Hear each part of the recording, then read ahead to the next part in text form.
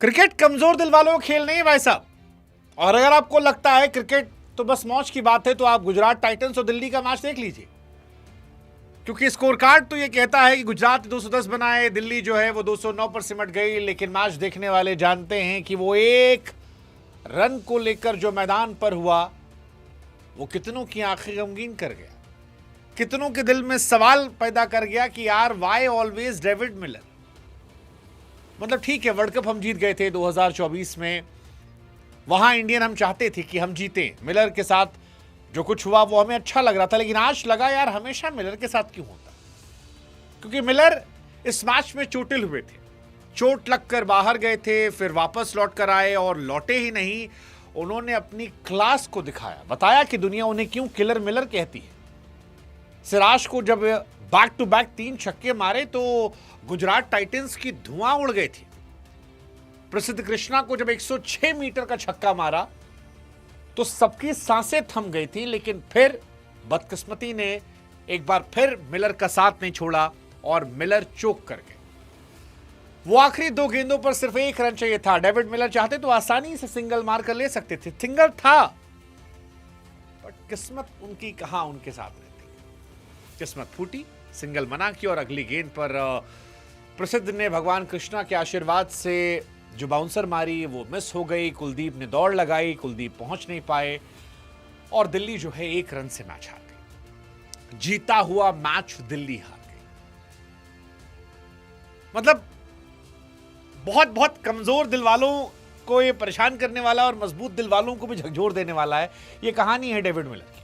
हालांकि आईपीएल के रोमांच हिसाब से बहुत बढ़िया है, क्योंकि इस मैच के पहले हर आदमी जो है वो गुजरात टाइटन को साइन ऑफ कर चुका था और अगर ये मैच गुजरात हार जाती तो शायद आईपीएल बहुत बोरिंग हो जाता।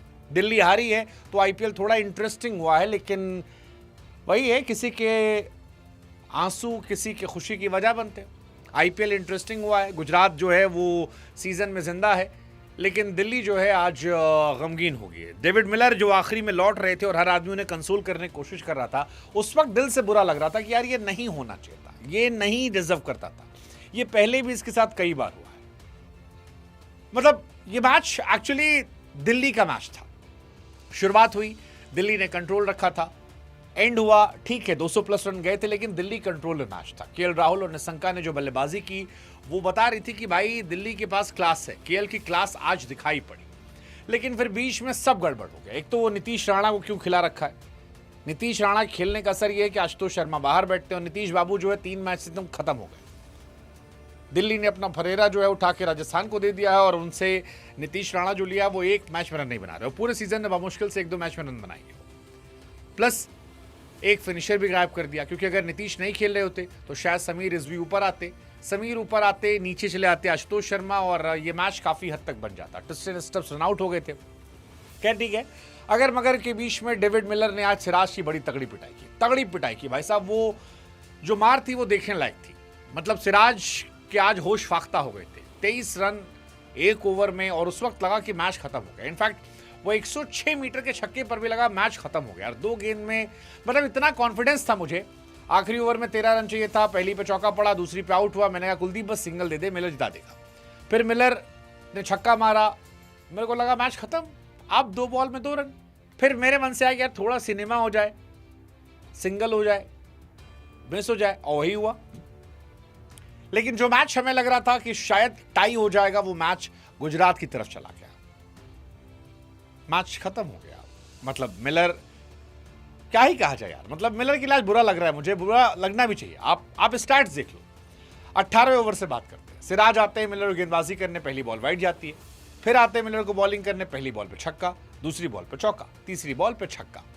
उसके बाद फिर सिंगल जाता है। फिर विपरज जो है एक चौका मारते हैं।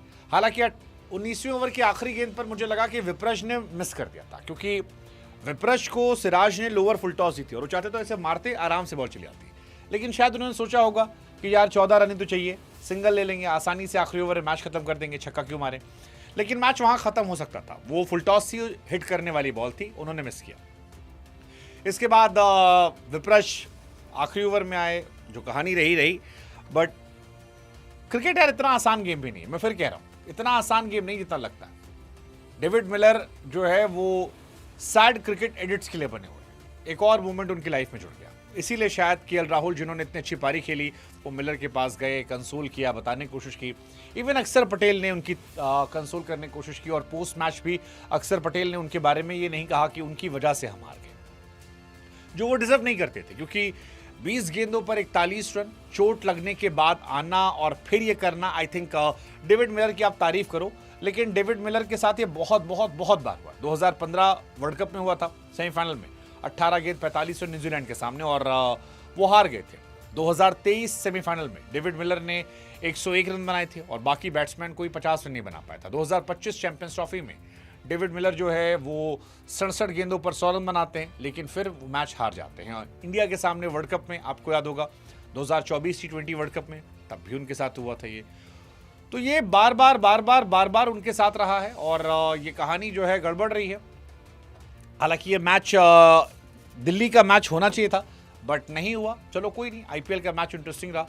होना तो केएल राहुल का शतक भी चाहिए था, होना तो इस मैच में वॉशिंगटन सुंदर को और बॉलिंग भी करना चाहिए था, बट इस मैच में गुजरात खुश होगी क्योंकि राशिद खान की ज़बरदस्त गेंदबाजी दिखाई पड़ी। बहुत ज़बरदस्त बॉलिंग आज उन्होंने की है और पर्सनली बहुत इम्प्रूव उन्होंने आज किया, जिसकी वजह से ये कमबैक उनका हुआ है, तो वो बड़ा ज़बरदस्त रहा।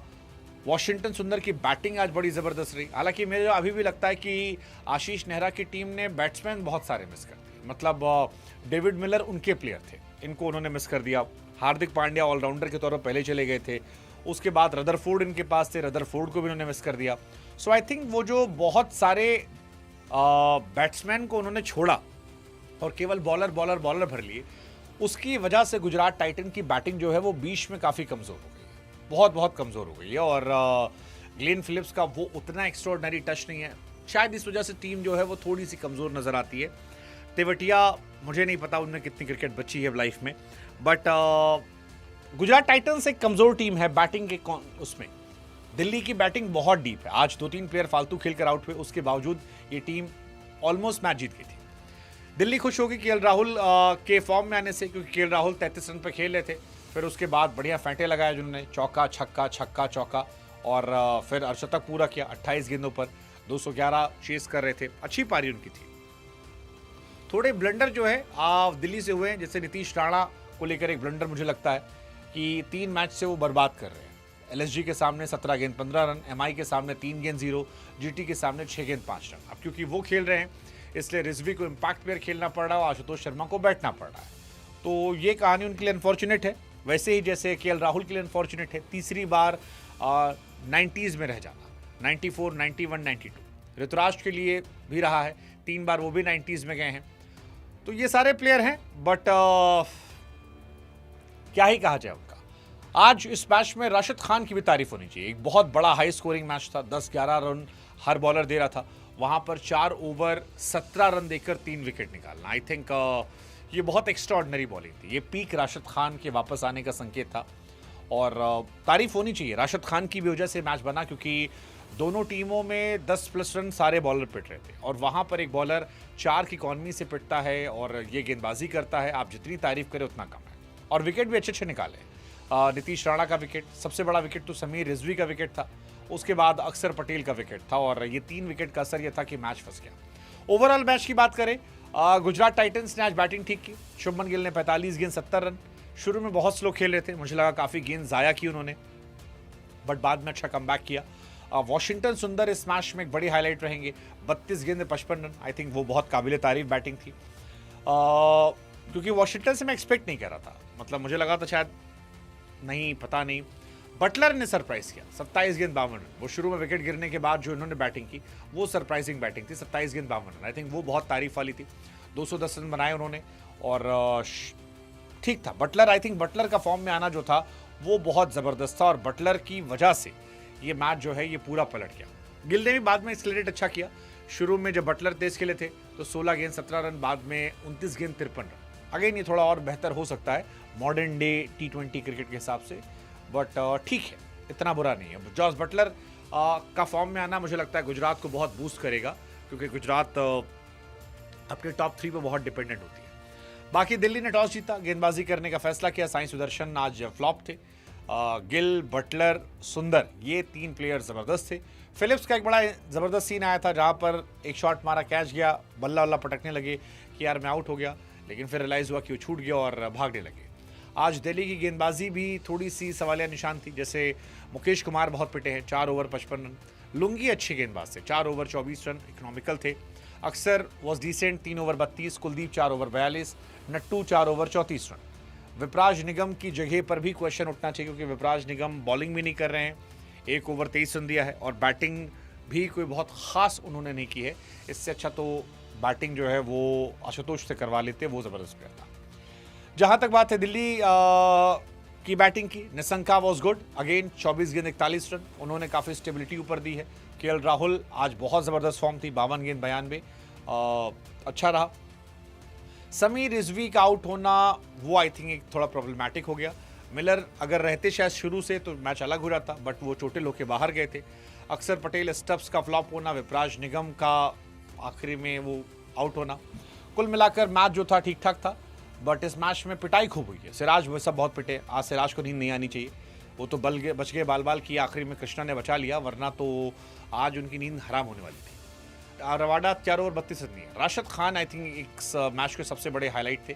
कृष्णा पिटे, लेकिन पिटने के साथ साथ उन्होंने अपना काम कर दिया, मतलब 52 रन देकर लास्ट बॉल पे जो मैच बचा लिया, वो आई थिंक उनको कवर अप कर लेता, क्योंकि उस वक्त क्रूशियल सिचुएशन पर अपनी गेंद से मैच दा देना, I think hats off to Prasidh Krishna.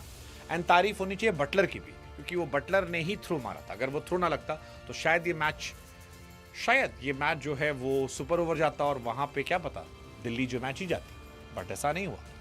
Delhi losing and पर थी और गुजरात खुश है, वो सीजन में जिंदा है, आईपीएल जिंदा है, इंटरेस्टिंग हो रहा है।